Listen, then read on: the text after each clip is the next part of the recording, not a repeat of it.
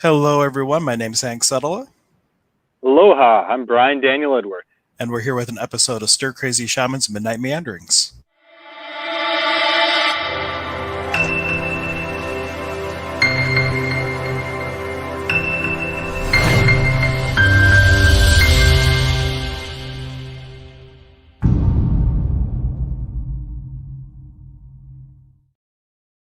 Welcome, everyone. So sorry we missed last week. I was traveling in West Virginia, was up in the mountains, and if a cloud went by, it knocked out our terrible Wi-Fi, so it was not realistic to stream. But we are here now, and I know Brian has some things in the works, so we're going to have a little update for what is coming up in his world. Yeah, a lot of exciting stuff. I'm coming forward to the mainland, going to get a lot of business going on. If you want sessions, I'm going to be booking sessions in the mainland. I'll be a few places.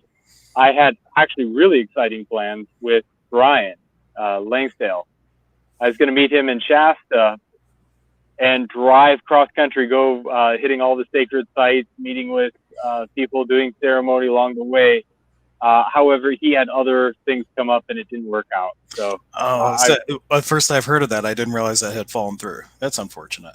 Because I thought yeah, maybe while you were with them, we would have two Brians. It would be very confusing. Brian and Brian on Midnight Meanderings.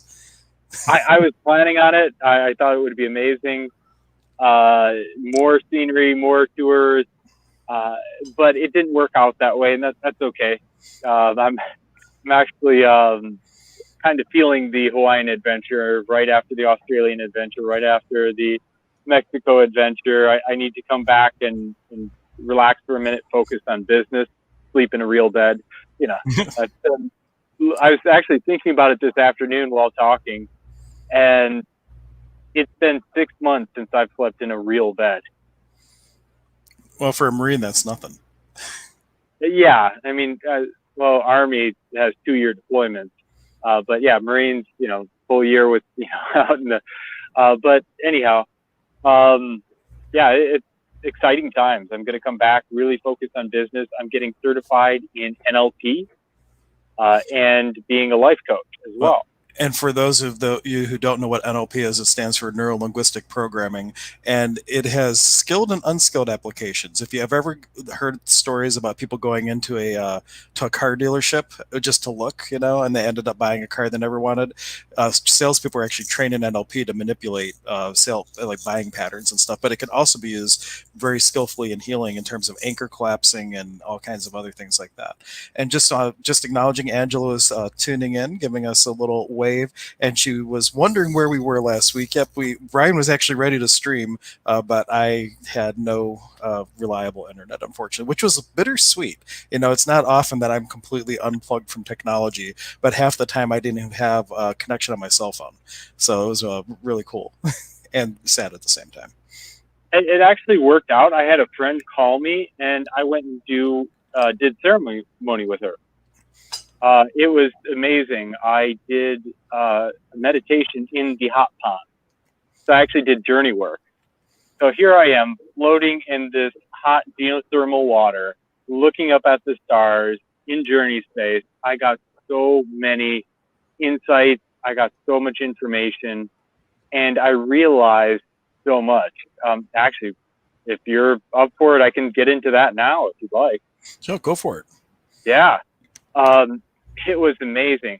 So I was looking, I have scenarios in my life and probably in past lives as well that continue to play out till the present. And so I think I'm done with one scenario. I jump into the next looking completely different. And all of a sudden it ends up I'm in that same scenario, that same equation. And here I am still trying to crunch that first equation. And I started next equation. And then I started next equation. Then I started next equation. And I'm trying to figure out these patterns in my life, trying to figure out the situation and understand every variable of it as I tweak these different variables to try and beat the game or uh, try and make sense of it. Okay, if I tweak this, then it'll make sense. No, the equation still doesn't equal the answer I'm looking for. Okay, let's tweak this variable. Let's tweak this variable. So as I'm doing that journey, I well, okay, I'll start it with kind of a computer example. I had a friend, not going to mention his name, in Avon Lake, and he sent a computer virus to the computer, and it it was just computing pi. You're familiar with pi, the Yep. ratio of the circumference to diameter, Which or never ends. It circumference to continues radius. to go and it never repeats. So, to their knowledge, anyway. Exactly. It's an irrational number. So 3.141659, out to infinity, it just keeps going. And that number will never see conclusion. That equation will go and go and go. So what it did, it was such a big number and such a big calculation, it locked up all the computing power of the computer, along with filling up the hard drive with the answer. So he had it writing the answer to the hard drive. So it filled up the hard drive, locked up the computing power. And just to clarify, this is in Journey Space, or is this an actual thing that happened? Oh, it's an actual thing that happened. Okay, I don't know where I jumped ship on that one, but okay, that's crazy. Okay, yeah. So I kind of jumped to the examples to explain what was going on in computer terms. So he had it computing an irrational number, and it would never achieve conclusion. It would never be finalized. It would never be satisfied. And I realized that I was looking to feel bliss. That was the goal, by feeling resolution and conclusion of this equation by making it work, by figuring it out. Aloha. Oh, the comment. I don't know if they can see the comments. Nope. Saw a comment pop up. Oh, okay. Well, we have to put it up there, but Sunshine Robinson was saying aloha from Maui. Yeah. Where did I go with that? So basically, those computers got locked up by trying to compute an irrational number. So in my mind, I had found all these irrational thoughts that didn't have a conclusion. No matter how many times I changed the situation, tried different variables, I couldn't solve it. So I created another equation while still trying to compute subconsciously the first equation, started on the next equation with different variables. I'm like, okay, maybe with that tweak of variables, I'll figure it out. Then, okay, well, let's start a new one. So I had all my computing power and processing power caught up. And I just felt heavy, like I couldn't think. I felt bogged down, just like the computer. All my processing power, all my energy was being taken up by trying to compute that irrational thought. Well, by going in, appealing to my superconscious mind, higher self, source of source, all the way to the origin point, and appealing to them to delete the code out of my subconscious mind, to release that need to compute that release that compulsion or urge to make logical sense of that situation. And then all of a sudden that was broken. And my life has been absolutely changing from there. There's a whole bunch of other realizations. I was in Journey Space for hours and hours, just floating in this water. It was amazing. And it's salt water too. It's like a tidal pool.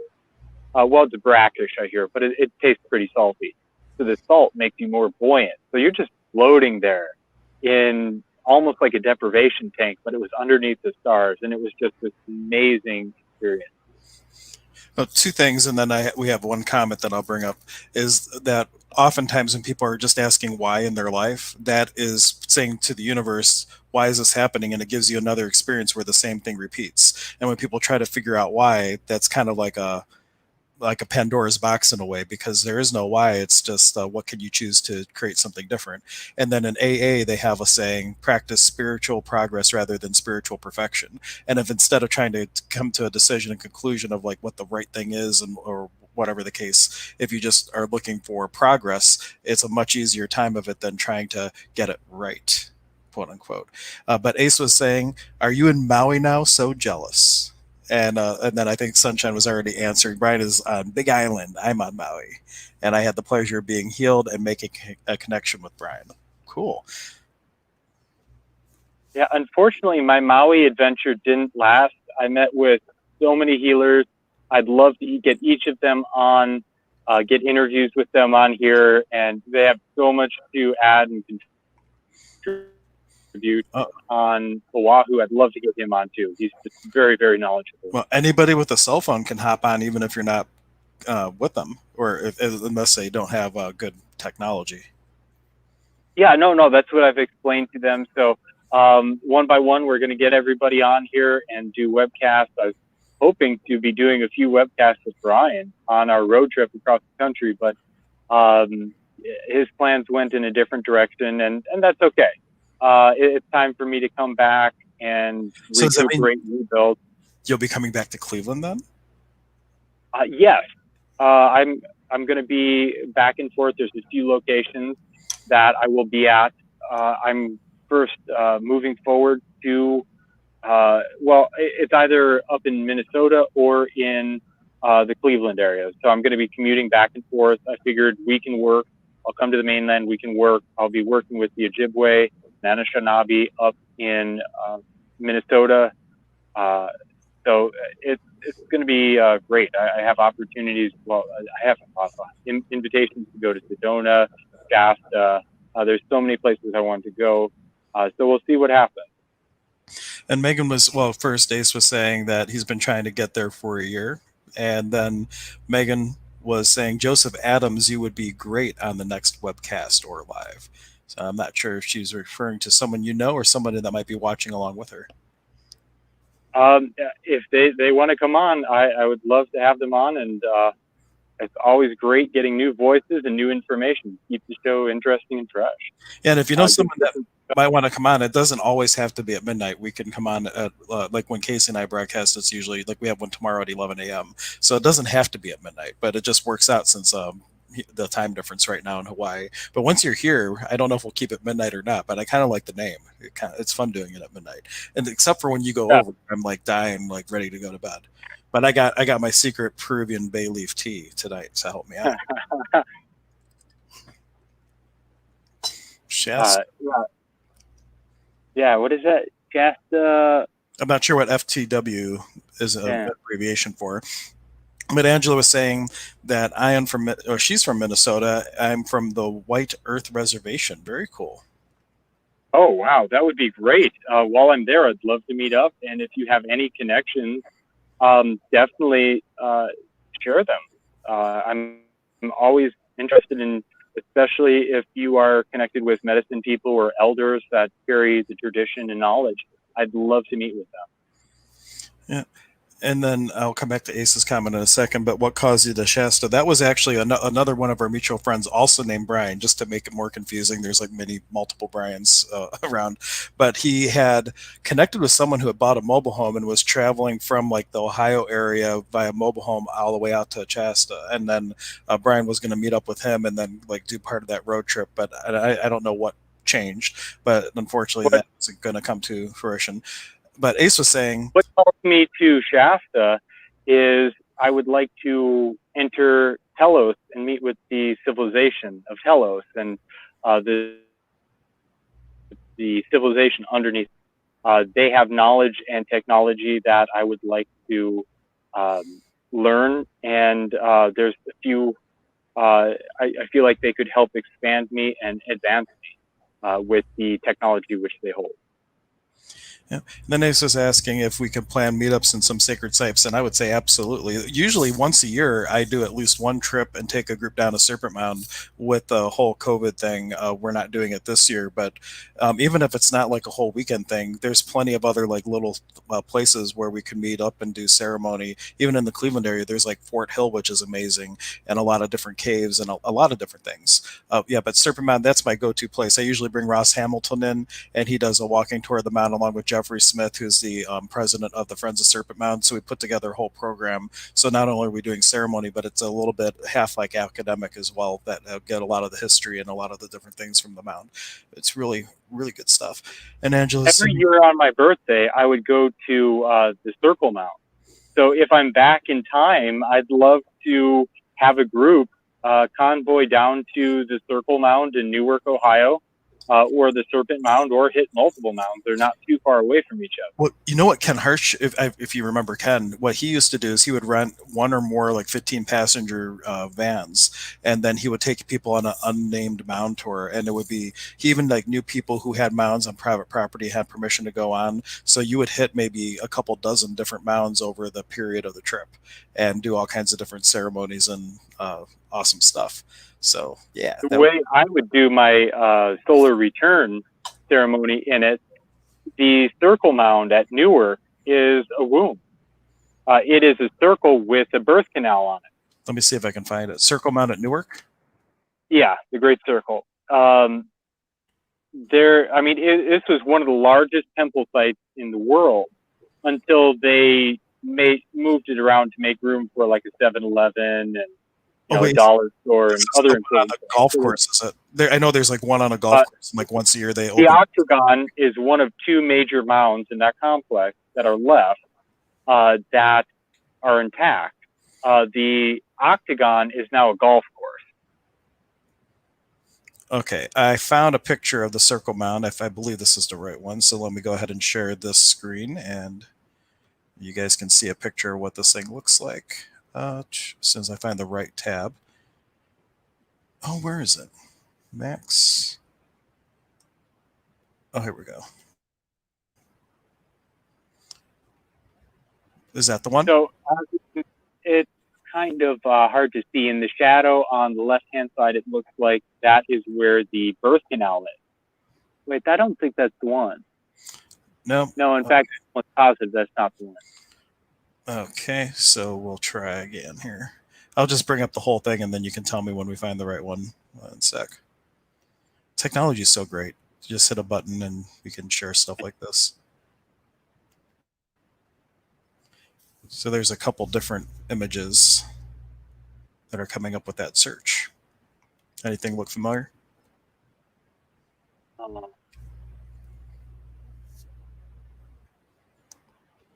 Keep scrolling down. It's a little bit hard to see on my phone. Oh. Okay, there we go. The one in the center, which is just drawn. This one? Or you can go to the, that one, or click the one, the top map above it, to the right. One more. That one. You zoom in. Kind of. Let's see. I can do it a different way. Let me just open this. Okay, go back to that other one that looked more cartoony and bright colors. Down. That one. Okay, so in the middle of it is this raised focal point of the circle, and there's a few beautiful trees there. So I go and I sit in that focal point. Sometimes I'll lean up against the tree, and I do ceremony there. Sometimes I'll do journey work. Sometimes I'll just meditate. But the energy that surrounds me is amazing. It's this warm red. It's like being in the womb of Mother Earth. So if you can see the birth canal in the front, the long part going into it, it's lined up so on the equinox, which is within 3 days of my birthday, the sun, Father's sun, the rays of the sun come into the womb of Mother Earth, through the birth canal into the womb of Mother Earth on my birthday. So it makes it a very energetically special day to be in there. And I've taken some people there and done meditations with them there. And I was starting on my tree of life, or Yashe, meditation. However, the mound taught me something completely different, a whole different type of meditation to go back into the womb, to heal, to connect with Mother Earth, and to connect with the ancestors. And then go through and have the person in during the meditation, wow, I just remembered this, have them connect with one representative ancestor that was a medicine person, was a spiritual elder, and have them guide this procession of meeting with influential ancestors and clearing any ancestor karmic trauma or energy carried forward. Very cool. I was reminiscent too, like if anybody's familiar with Four One Society, they have this 13th rite of Moonai Key, and there's this one ceremony where there's people lined up on either side to simulate a birth canal, and as you do the ceremony, it's like you're being rebirthed. So like this mound is kind of capturing the essence of what they're recreating just with ceremony. Finish off my tea here. Very cool. What other mounds have you? Well, of course, you've been to Serpent Mound. We were there together. That was just a brief story. We got to get there, and our teacher always says that when you it's a good sign when nature comes out to meet you when you're doing this work. So we had just set up to do ceremony, and the storm rolls in, starts pouring on us, and then we're kind of walking along the mound, as we're doing these things, and I just completely lost consciousness. And when I woke up, I just see Brian. He's like way down, completely gone from me, and I didn't even know what happened. I even looked at the bottom of my feet. I was wondering, did I get struck by lightning or something? I had no clue, but it was a profound experience being at the mountain and then having the storm roll in. We got a question from Ace saying, "Have you guys heard the theory that many sacred sites, including Serpent Mound, were built by Nephilim and are actually evil?" Well, I heard about the Nephilim, but I haven't heard about actually evil, including a Uh, sacrifice given at the Serpent Mound. Ross Hamilton talked about this, but nothing saying that it was evil. What were your thoughts on that, Brian? there there are skeletons oftentimes that were covered up, found by. I mean, the Smithsonian goes through and snags any skeleton over like 6 foot. So if they found 7, 8, and taller skeletons, like 7, 8 foot and taller skeletons in these mounds. Supposedly, there was a stasis chamber found in that region. Now, this is just hearsay through the programs. I don't know. I have no way to verify that, but I am very positive. I've heard through many sources, seen pictures of skeletons of 7, 8 foot tall and taller skeletons that have been found in the mound. Ross So Hamilton had found one, or he had seen one, and they just didn't have pictures of it. And it went, like you said, to the Smithsonian, but he had a firsthand witnessing of that thing. But a lot of that stuff gets pulled pretty quick. yeah, if it doesn't fit into their stories. So there's another mound there that was actually very interesting. It was I forget what it's called, but the Great Stone Pyramid. And it was one of the only stone pyramids in North America. Well, they disassembled it and used it for backfill for a dike or a dam or something. Hmm. Absolutely destroyed it. I mean, most of the mounds and sacred sites in North America have been plowed over to make space for farming. But there was a dirt mound underneath of it in the foundation, and they dug into it and they found the Newark Holy Stones, which have Proto-Hebrew written on it with the Ten Commandments. So it's interesting. It kind of goes along with the Book of Mormon. And the Book of Mormon talks about, I can't even remember the term for them, but there's different races of people here. Some people say that it was the Vikings that brought the red hair. And there was actually my first ancestors over on the North American continent came and married into a North American red-headed indigenous tribe. So it's either remnants of the Vikings that were left over, or it could be that original group of people that were there out in some lake. I forget the name of the lake. Out west, there was a tribe of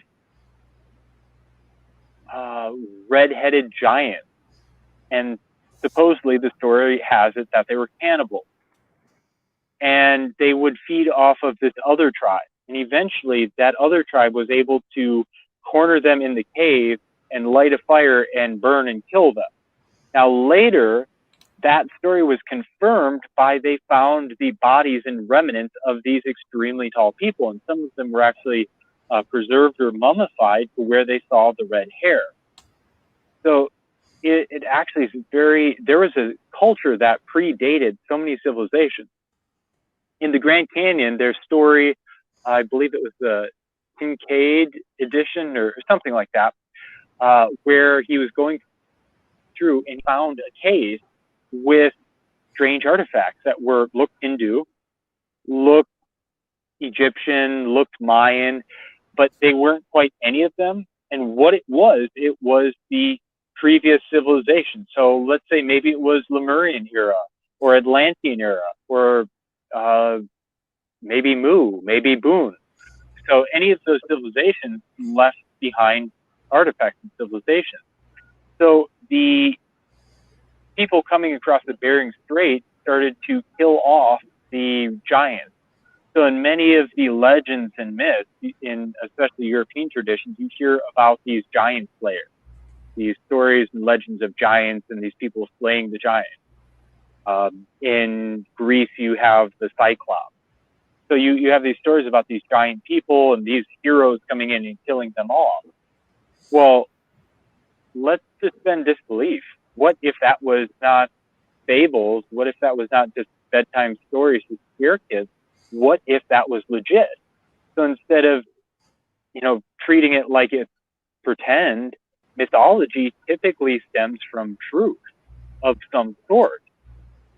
So the people coming across the Bering Strait, which are the North American indigenous people now, down through central Mesoamerica into South America, those people probably were getting in conflict with these giants, and these giants had to be terrifying. So then these wars ensued, and supposedly they were killed off. And in some cases, it's been proven. So that could be the mound builders, And which anybody existed previously. who wants to learn a little bit more about that, Ross has a book. I posted in comments, but it didn't post to everywhere. But you can pause this video and you can, this is the website. If you want to download a PDF of Ross's paper on a tradition of giants, there's a lot of great information from his research that kind of dives a little bit more deeper into the academic and some of the historical findings and things that he came across. And just going back to, let me scroll back up.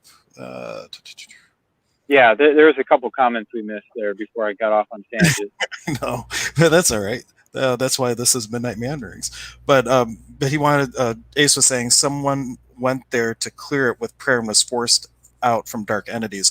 One thing that's very unique about Serpent Mound that I've discovered is the energy there is that of actualization, and what people will typically find is whatever they believe they will find. It's like a hotspot for that type of thing. So if someone goes in thinking the mount is haunted, they're going to experience paranormal stuff. If someone goes in thinking it's like this galactic gateway or causeway of CK lines or whatever, that's what they're experiencing. It's an amazing place like that. So if they went in to clear it thinking there's dark entities, that makes perfect sense to me that that would be what they would experience. Luna was saying that I'm not positive a sacrificial site is always dark, which is a lot of times when when there were sacrifices, like animals, for example, there were a lot of people that came for the ceremony and they had to feed the people and the animal was going to be killed anyway. And it became part of the ritual. So it's not always like negative. And someone else was, or she was also adding to that some people chose to be offered. And that's true in history too. There were some people that wanted to make that choice and it was completely voluntary. They weren't being forced into it. So it's not always, when we hear the word sacrifice and that type of thing, it's not always what we think. Hollywood does a really good job of making it a lot more extreme than it really is in the history books. Oh no, it is that extreme. I've been to these places where sacrifice is done. I've seen the carnage of corpses and, well, not corpses, but skeletons that have been mutilated, and you can see the sick and twisted rituals they've done, and those rituals are to call forth power from demons or appease Try demons. not to scare people, Brian. That didn't. Yeah, no, it's pretty gruesome. Well, And I mean, at the end of the day, with the Mesa work and things that we do, the undomesticated power of the universe, it's just wants to be used, and the same power to heal is the same power to kill, and it's really the intent behind it. But intend good things, and you don't have to worry about that dark stuff necessarily. yeah. Because you reap back what you're putting out into the world. So what you resist persists, and if you're in really resistance of certain things, then it might pop up in your reality a little bit more often than you like. Megan was saying that this reminds her of the old Starseed site chats. Good feels of I'm not familiar with that, but speaking of star seeds, that's in the Peruvian tradition. They believe that we were all seeded from star people. They have a whole festival honoring it on the mountaintops, just honoring that. And when will you guys be featured on Ancient Aliens? I don't know. That would be pretty cool if that happened. I don't know if I'd want to be associated with them. It I is. mean, I don't have the crazy hair to go with it. You I'm not don't. saying, but well, I could do like something like crazy with my beard, like kind of poof it out or something to match. So he's got the hair thing going on. I get the face Ed, thing. Ed Edwards was on Ancient Aliens, and every time that episode airs, his site crashes because so many people go to it. And I end up getting phone calls from him because they can't find his phone number, but they find his expo listing from when he did the show at my expo, and people will call me trying to get appointments with him. So my phone will blow up for like a week after that thing airs. So it wouldn't be a bad thing, even if you have to look a little crazy or whatnot. Uh, so I mean, I guess any publicity is, but the way it's been a long, long time since I've watched this show, but there's a lot of like, well, if maybe, when we're getting into this age where no, these things do exist, conspiracy, it's not conspiracy anymore. There's proven facts. There's enough evidence. There's enough people that know this. It's coming out. And so many conspiracy theorists, are in this time right now in day and age where we're going, see, we told you so. Uh, I've had so many people come up to me and go, "Whoa, you said this a decade ago." I'm like, "Yeah." I mean, a lot of what Eric Snowden said about being listened to. I mean, I was talking to someone and they were dealing with low energy, and I suggested guayusa, and I'm like, "Well, there's this one brand that makes them really tasty. It's called Runa guayusa." Well, the very next day, in my advertisements popped up Runa Guayusa, and that was a phone call over standard phone. It was not like messenger text. It was my phone was being tapped and listened to. My conversation was being scanned, so that ad would pop up. And I've had this happen many times, but I've been in like messenger chats or texting, and I'm like, well, that would be easy enough to scan. No, they were scanning my conversation. I don't know if it was you that told me or someone else that told me they used to call my phone and they'd get a recording. It was either you or him, I believe, would call me and said, "Hey, do you have an app on your phone? Because it says this phone call is being recorded." No, it Was that wasn't. you? It wasn't me, but I remember there was one time we were doing some ceremony work, and somebody called. Somebody like just randomly called on like a phone that didn't work, and anyway, I don't know if you remember that, but it's like right when some of the work we were doing was starting to really take off, and then this person had an awareness and like called on a broken phone and got through somehow. So that was it. Well, Just yeah, there's that, but I'm talking about like every phone call, everything is being scanned, just like Edward Snowden said, and people are waking up to that. We're constantly being spied and monitored on, and it's really not that much for monitoring people and their behavior. It's actually used for marketing, so they can squeeze every last penny out. And it's not even it's an algorithm with AI to be able to predict the future. So there's all these different variables. So the more variables you define, the clearer picture of the future is. So by monitoring everyone's thoughts and text and conversations and feelings by what, these emojis they're clicking to different stimuli, they have an average feeling of what it looks like. And with quantum computing and AI or artificial intelligence, it's amazing the events that they can predict, and they can predict what certain events will cause in the nation by the way people talk, the way people refer to events in their emojis. hmm. There was a comment up a while ago about Telos. Can you bring that one up? About what? Telos. I'm looking for it. Dark side.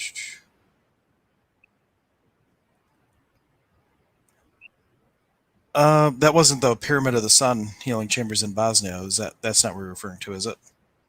No, no, that actually, that's something completely different. Those were pyramids that were buried, Well, and this still active. yeah, this Um, was the comment. You should check out the Pyramid of the Sun healing chambers in Bosnia. Kind of unrelated. That's not what I was looking for, but we did miss that comment too. So yeah, I mean, I'd be highly interested. If you go in with a headache, your headache will be gone. People with medical conditions, they go into that pyramid. Since it's still active, it's still resonating, it will actually heal them and bring about a higher awareness. oh, she had said that her friend can get you there, and she messaged you. Oh, wow. Oh, that would be absolutely amazing. Yes, please. Wow. Um, so a little bit about Telos and other inner Earth civilizations. These are holdovers and remnants from previous civilizations like Atlantis, Lemuria, Mu, Boon. So oftentimes they're able to predict that there's going to be major catastrophic events occurring. So they went into cavern systems and giant lava tubes. Typically, you'll find them. I believe Mount Shasta was a volcano. Uh, Underneath the volcanoes here, there's a lot of inner Earth civilizations or ancient civilizations that live underneath the land. The military will actually build domes into these as well, deep underground bases, and piggyback off of these volcanic tunnels. There's volcanic tunnels actually that connect the islands, and from what I've heard, they're actually working to open them up and use them as a transport system, probably for military personnel only. But that would be really awesome if they were dry and you could have a tram system going in between islands, or some sort of transport. Uh, but there's civilizations all around the world that are different. Uluru in Australia is said to be kind of embassy where all these different civilizations come in. On the islands, they talk about the mo'o living underneath the mountain, living underneath the land. And the mo'o are reptilians. So that's one cave you wouldn't want to pop into. Uh, but there's other civilizations. I've heard multiple stories corroborating. I've even seen pictures of footprints of insectoids underneath Colorado. Yeah, that's what I was just looking for. I remember I read a news story once where they came across like some sort of civilization, and there was a communication barrier, of course, and they left and they came back to try to find the people again, and they were completely gone. And now it's kind of attributed up to conspiracy theory, but I remember seeing it like on a reputable news site as well. And then I can't find the story anymore. But this was several years ago. I was trying to see if I could find it to post a link for everyone, but I cannot find it. But Yeah, that there's would but they're be saying people in Colorado. they were even saying that this one thing I'm looking at that there was like an Egyptian influence to the one in Colorado from what was found. Yeah, definitely. I think that is the cave I was referring to, where it looked all these different um, artifacts, but it was actually from previous civilization that seeded these other civilizations. They had trade. I've been talking to some Hawaiians with ancient knowledge, and they had trade between here and Egypt, here and the Asanian Empire, here and the Vikings, and they would actually intermarry and create a kingdom and create these dynasties in between these different kingdoms.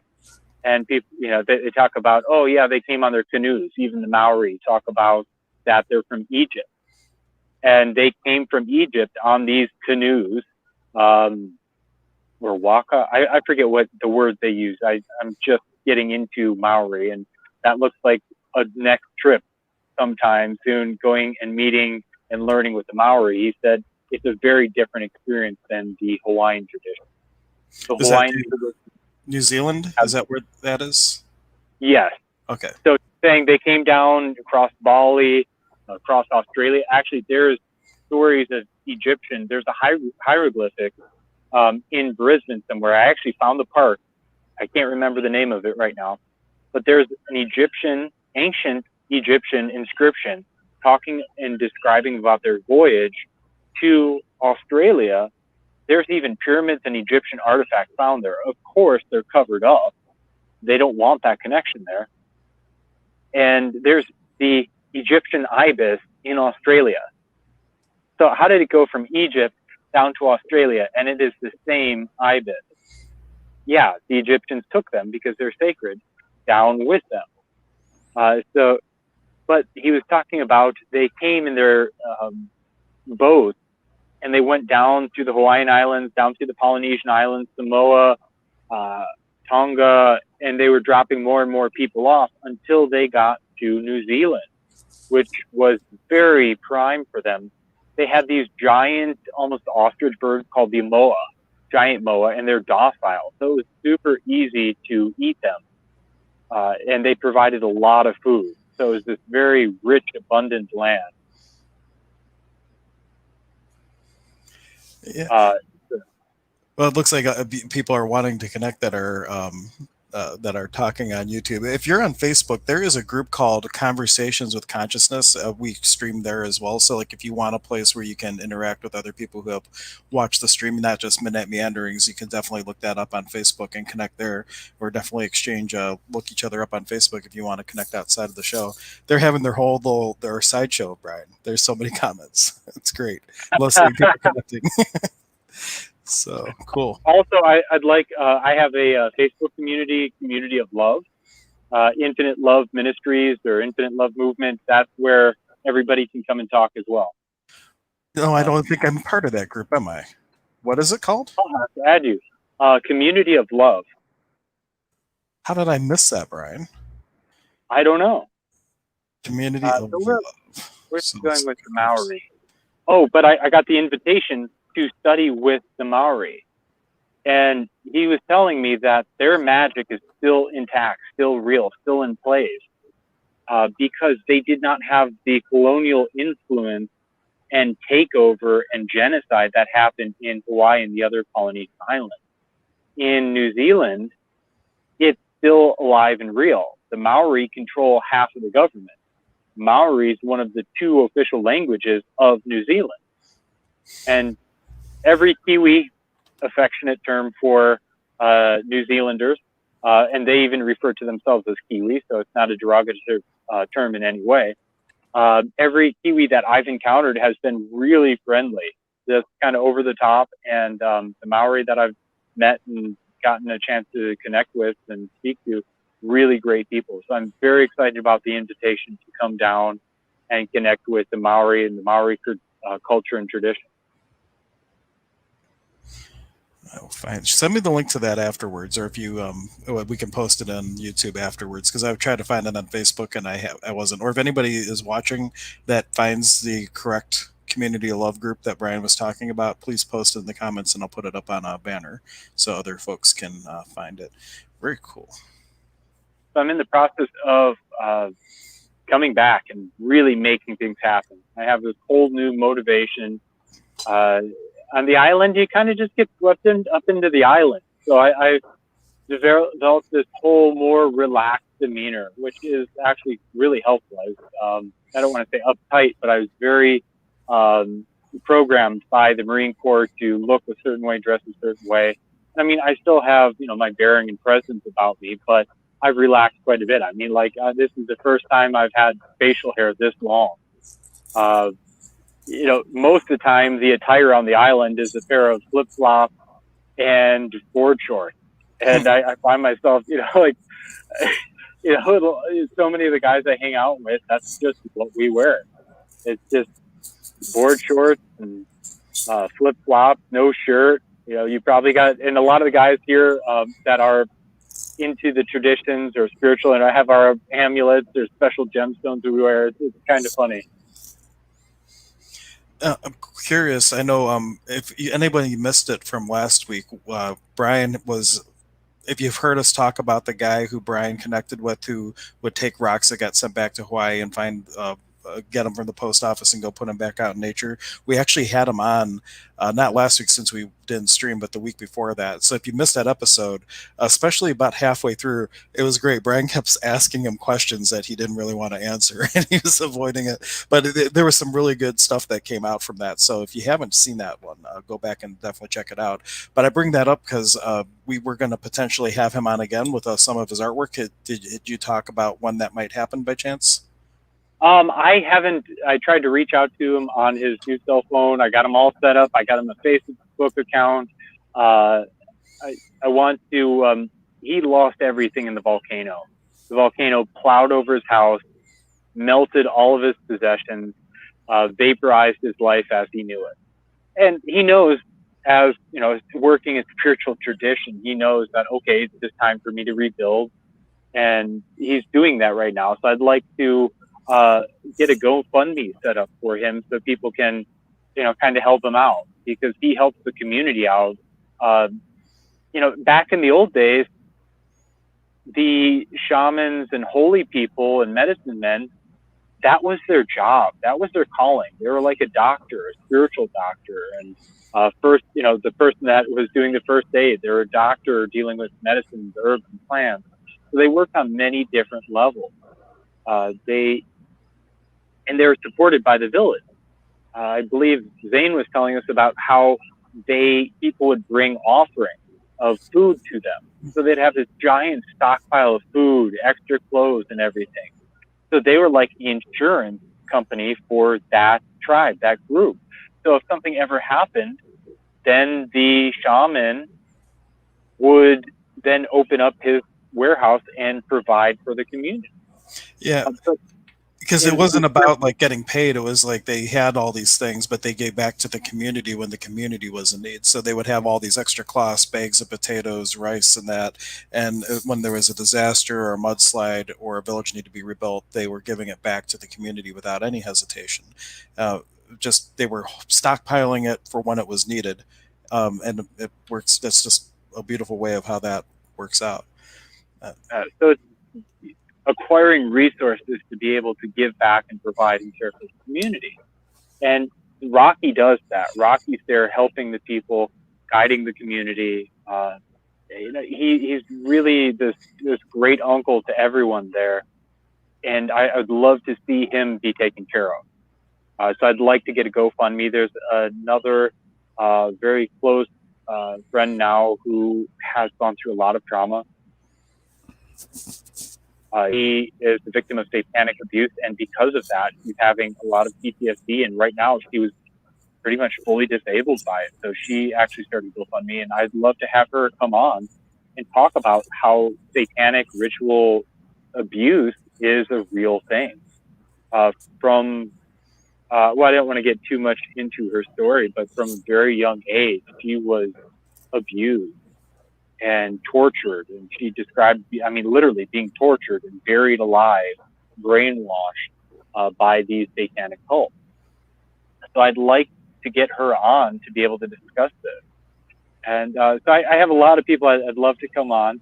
And through conversations of people I spoke with, I'd love to have a healing center and a community and almost like a retreat or an ashram or something like that where people, gifted spiritual people that have had abuse, or even people that aren't gifted spiritually, that have had abuse, that need a warm, safe place to land, can come here and be taken care of.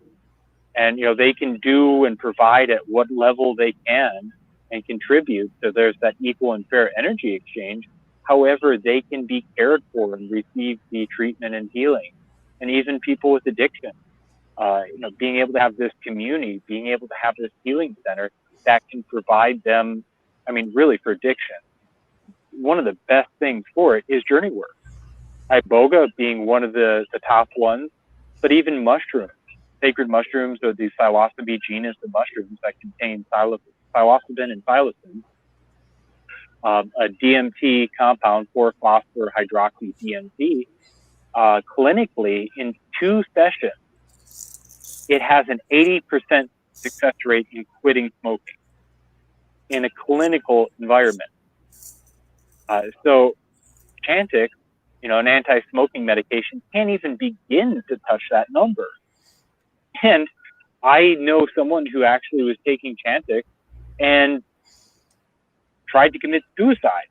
And just by dumb luck, his Glock, which is a very reliable pistol, Glocks don't jam. It jammed, and he lived. Oh, somebody was looking out for him. Yeah. Yeah. So Glocks don't jam, but his jam. So it was obviously a divine intervention. And I'm very grateful he's still here. Yeah. Added our names so since you can't see it now, people know that someone's actually there in that darkness. Yeah. Yeah. And I know this isn't what Ace was talking about, but since it is so dark by you, he's saying that the dark side is terrible. I'm just bringing that up since we can't see Brian anymore. And that he loves the white hats. Very good. Oh, actually, I could get Freddie on. One of the people that I know that is a real reliable hoodoo information and a lot of the different traditions in that realm could possibly come on and talk a little bit more because she is a white hat, literally. So that would be a really good resource too to kind of put the other side of that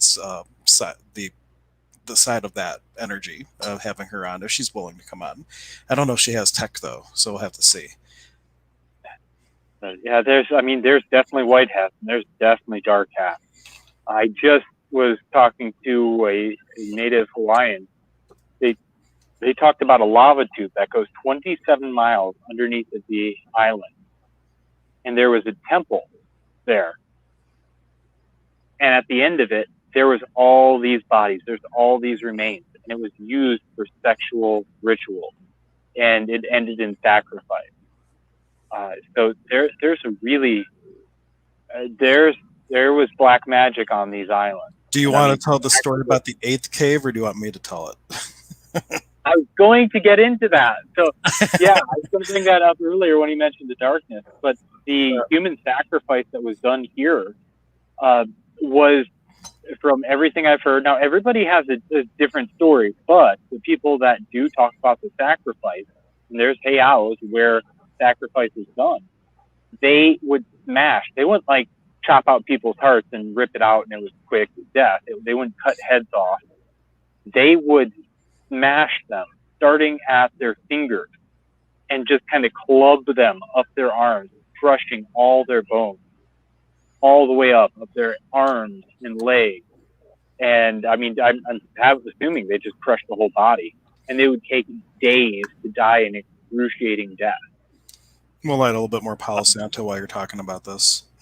Yeah, that's clear out that negative. But it was really dark. And then they do that in some that were... Uh-oh. I cleared Brian out. He stopped talking. You still hear me? I had a sound thing happen here. Yeah, I can hear you now. It sounds very different. Okay. It said it reconnected my Bluetooth. It actually sounds better now, I think. I don't know what happened, but yeah.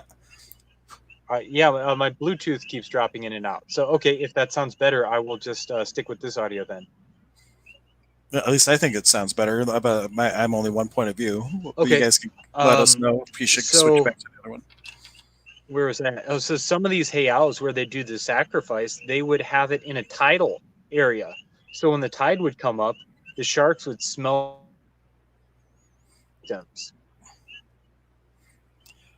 You kind of broke up there, but they would tie them up, and when the tide came in, the sharks would get them.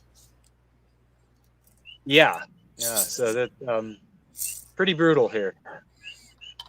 Well, I think tell the story of the 8th cave, because I think you deliver things with a little bit more, panache than I. And then we should wrap up with some sort of healing thing since we're talking about all this dark stuff. Yeah. So where to even start with that? We had just finished this amazing, powerful ceremony. This was at the Serpent Mound trip where I lost consciousness. After that, I was it a different day? No, it was all the same day. We went down and came back the same day. We pretty much finished, dried off, changed clothes, and headed to the 7th cave. Oh, it where was the supposed to be the H seventh cave. Well, we were looking for these caves that they called them the seven caves or whatever, but somehow we just ended up well, we were kind of in the general area, but we were not where we were supposed to be. So there was it was the as mythical origin point of the Aztecs. They say there. This is where the Aztec civilization arose from, and then due to famine or something, they decided to go south. And so, I mean, like, awesome. We're here. Let's try and find this. Go on some Indiana Jones style adventures and figure this out and see what we can find. So it was like it was shut down, and it was like this old 1950s tourist trap, tourist attraction. So we're like, okay, well, let's get out and just kind of walk. I don't know if we walked past gates, fences, or whatever we had to hop to get there. No, we just kind of randomly went in the woods at one point, and then we Yeah. found the cave. So just kind of, going, oh, I feel this way. So we're just walking, walking, walking. Then we get to this cave, which looked like a funnel.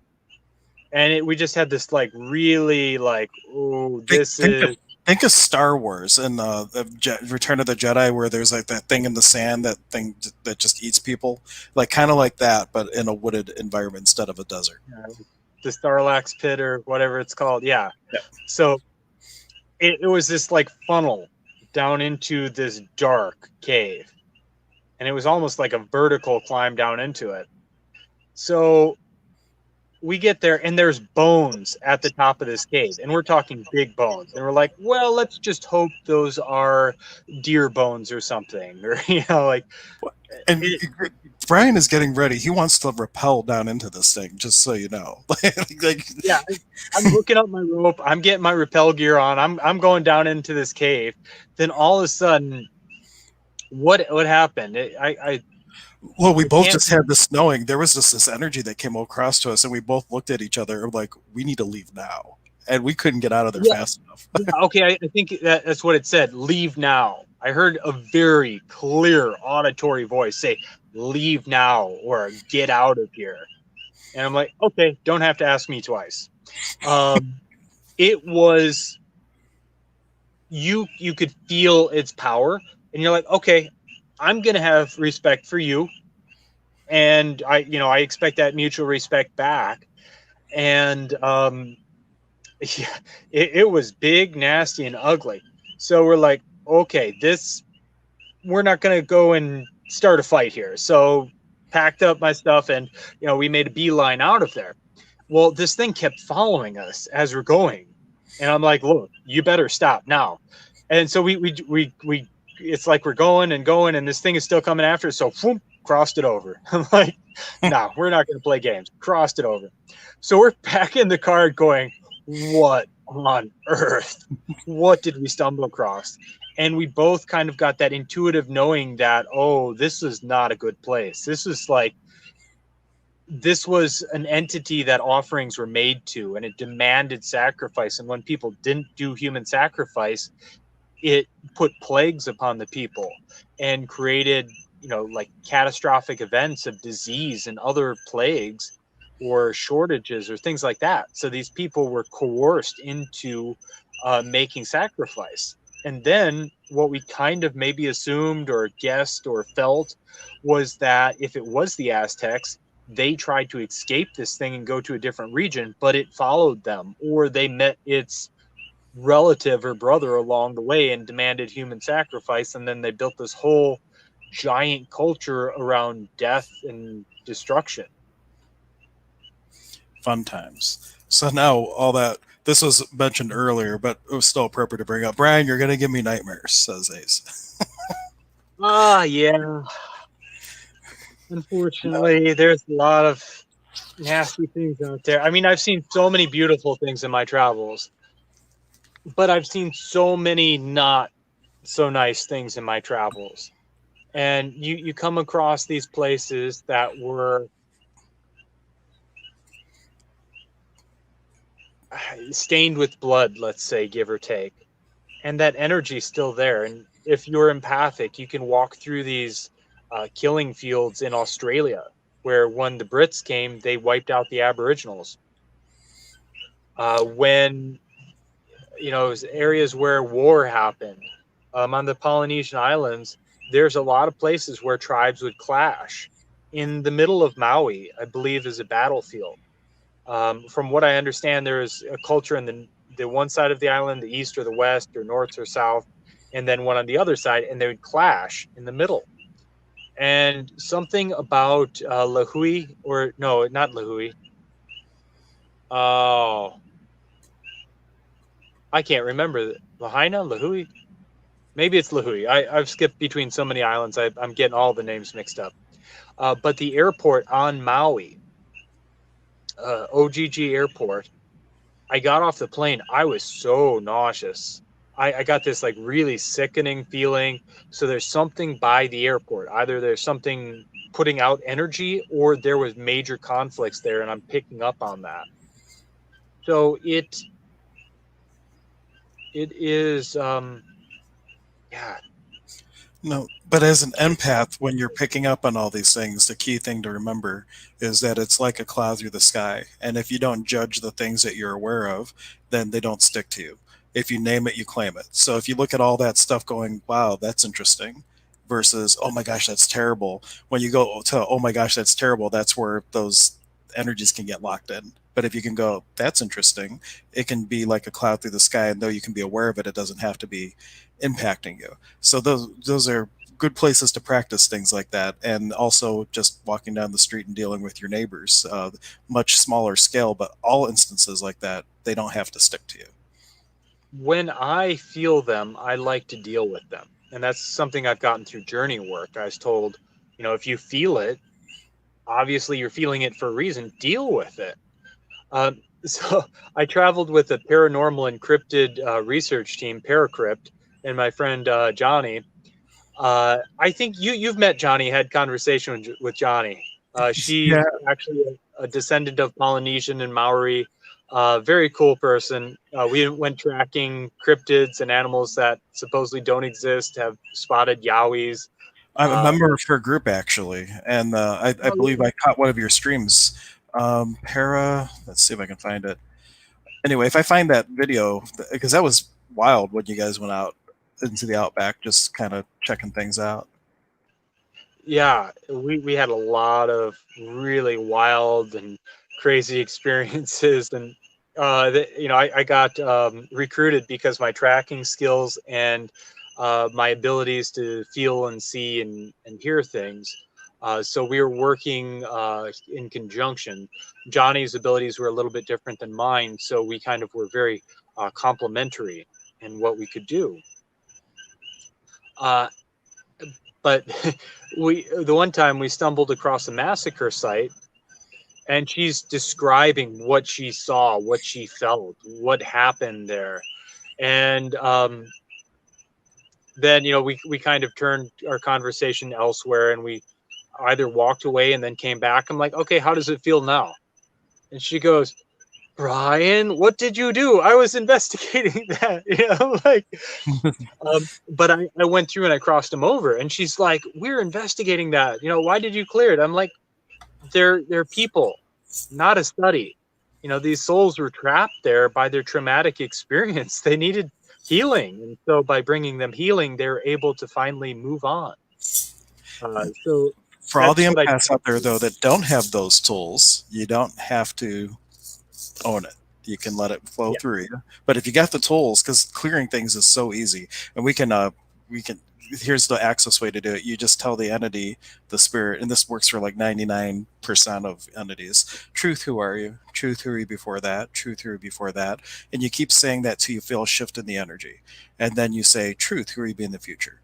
And then the energy behind the next part is basically you don't have to go home, but you can't stay here. Take your baggage, take your magnetic imprinting, and go. And anything that would prevent them, you do the clearing statement. Absolute resolution from infinity to infinity and beyond. That's Brian's version of it. yeah. And you can also call in your light team for help. Yep. Whether it's your Amapua or Amakua, That's like your guardian spirits here in Hawaii. They can manifest and shapeshift into owls, turtles, sharks. But you can call upon your Amakua. You can call upon your ancestors. Um, Or from the and Peruvian tradition, you can call upon your Yanapek, which is a band of 7 spirit people that all have different skill sets that can assist. so angels, loved ones that passed on, ascended masters. So whoever, and this is programmable. Like you can set, and this is a really cool thing I got in my journey last week, is these different phrases, even like absolute resolution. I've programmed it. It's a computer program in essence that I programmed to do certain things. So when you say it, I've already programmed it in the ethers to do a certain command, just like pure bliss. And when you feel that, when you use that in a healing technique, or when you say light team, you program it to mean a certain thing. So when you say light team, it's this, that, and that. So you have this group of angels, this group of positive ETs, you have this ascended master, this relative, and then also when you command things, on there's different levels to do it, but at the end you can say aho me takweasen, which is all my relations, or that's Lakota. So when you say aho me takweasen, it's not just you saying it, it's you and all your ancestors and light team standing behind you. So it gives it that extra power. Or Like the you go up adage to of, you mess with me, you mess with my whole family type of thing. exactly, or you can go up to a higher level and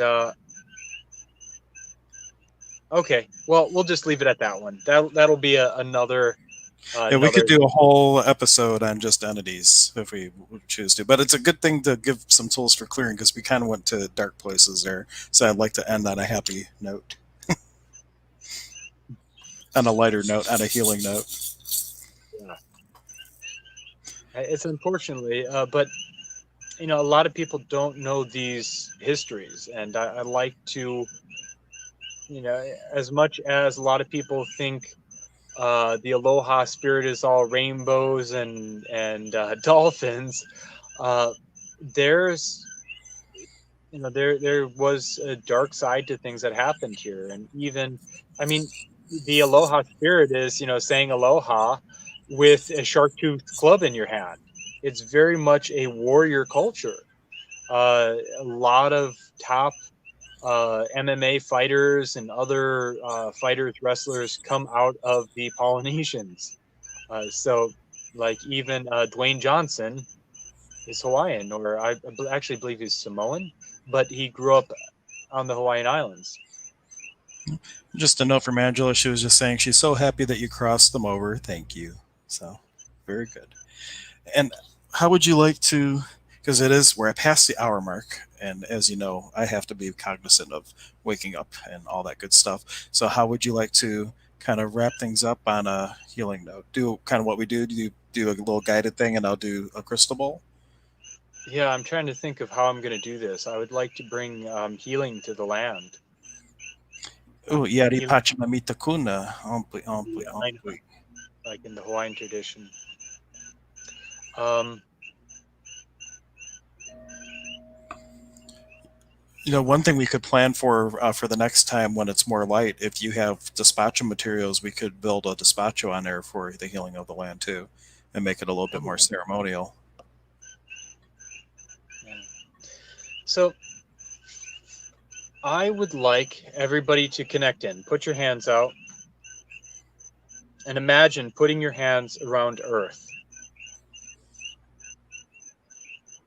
and feeling out of your hands come this blue, effervescent cleaning energy, this energy of purity, this energy to dissolve low vibration. And imagine that coming out of your hands. Visualize this blue, effervescent, fizzy energy coming out and surrounding the planet, surrounding Earth.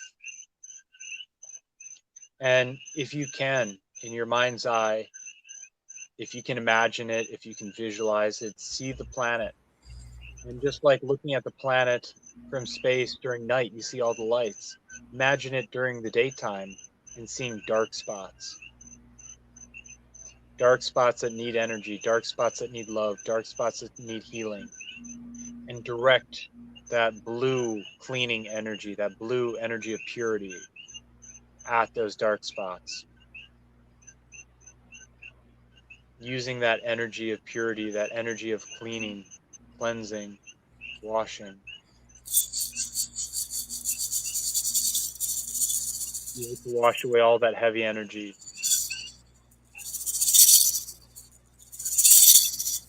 Then focus the energy of Ho'oponopono at it.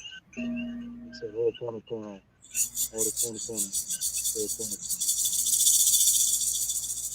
Direct that the whole earth dissolve the fear, the anger, the hate, all that uncertainty, all the heavy energy surrounding the earth right now. Just think to it, Ho'oponopono, Ho'oponopono. I love you. I'm sorry. Please forgive me. Thank you. I forgive you. I love you. I'm sorry. Please forgive me. Thank you. I forgive you. I love you. I'm sorry. Please forgive me. Thank you. I forgive you. Ho'oponopono. Ho'oponopono. Imagine that energy washing the fields and mountains, forests that were covered with the blood of war. Any people that were oppressed, feeling that heavy energy in those regions. Ho'oponopono. Ho'oponopono. Ho'oponopono. Thinking to them, I love you, my children. Please be healed. If you're still there, come home. Cross over. We love you. Come back home. Come home. Washing them, cleansing them. Cleansing them of that energetic wound, that energetic blood, the energetic pain. Cleansing them as they come home. Maybe it's your ancestors. Healing that ancestor line going through you. If you've had any darkness that has happened to your family, any pain, connect your heart to that line, whether it's your maternal or paternal line, and connect their heart to their heart to their heart to their heart back to the initial trauma. And to them think Ho'oponopono, Ho'oponopono, Ho'oponopono. Send this blue effervescent energy through them, to them, in them, around them. Thinking Ho'oponopono, Ho'oponopono. Washing everyone's sandals that have been stained in blood. Everyone's cloaks, cleansing the blood off of them. Letting them know that it's safe to come home. We love you.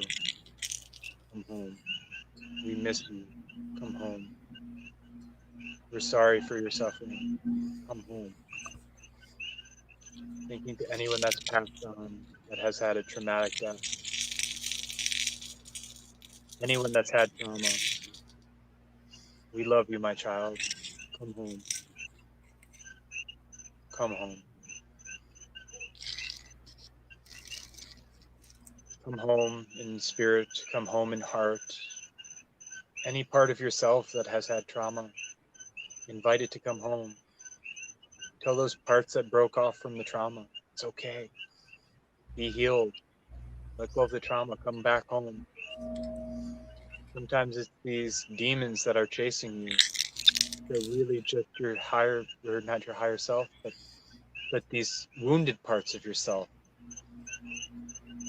Heal them. Cleanse them. If you don't know how, call on your light team. Connect with those parts, those skeletons in your closet that need healing. Heal them, cleanse them, wash them, restore their vibration to a higher level. Call them home. Say, we miss you. Come home.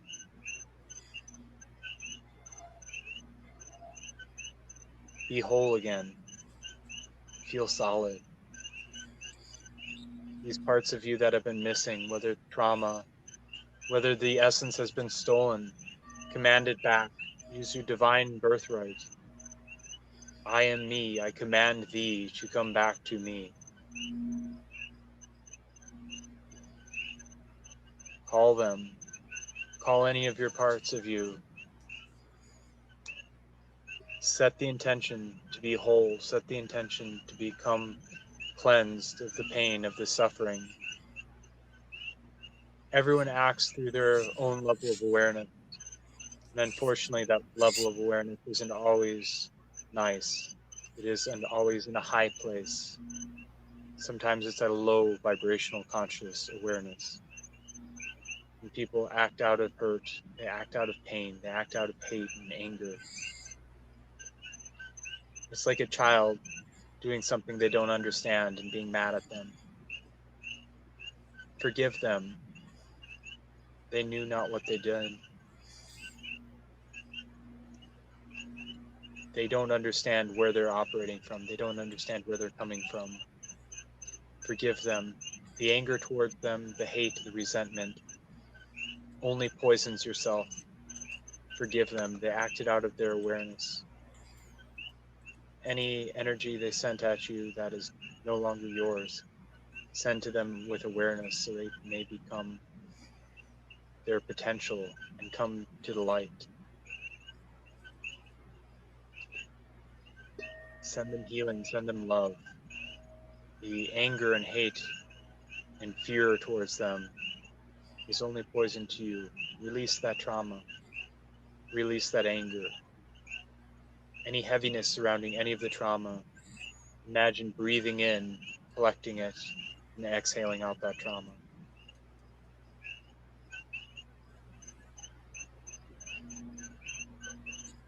Release all the pain. Release all the hurt. That's no longer happening to you. You're safe. This very moment, you're safe. You're breathing.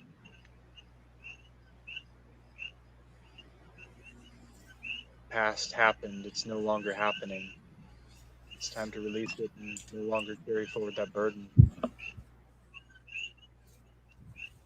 so you can release that and transmute that energy, making room for any parts of yourself that you've left behind. Call them back. Call back your soul fragments. Call back your soul pieces. Tell them you love them. If they've been stolen or taken from you, your essence has been stolen. Command it back. I am me. I command thee to return to me. And they can no longer hold or steal your essence. It is your essence. It is your divine birthright to have your whole essence and be whole.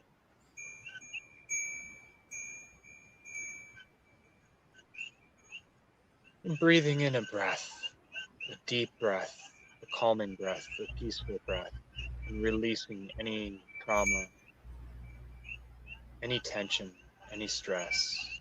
And again, breathing in, feeling the peace, releasing out any heavy feelings, any stressful feelings. And one last breath in, deep, filling your lungs.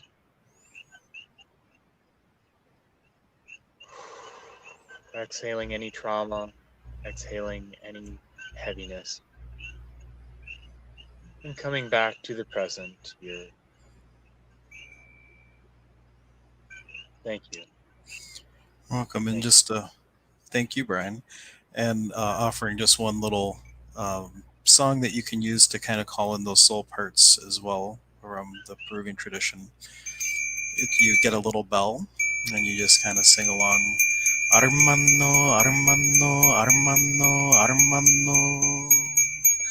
Ahayo, Wilkanuna Kuna.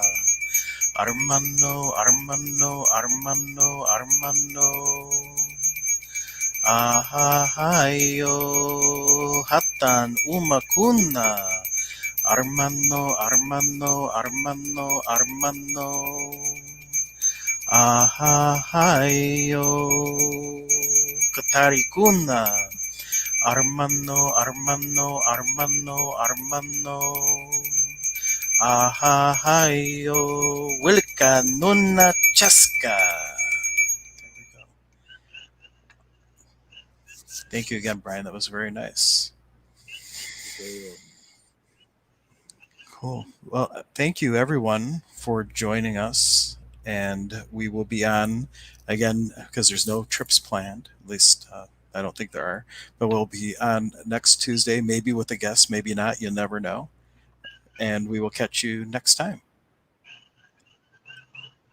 Aloha, everyone. Aloha.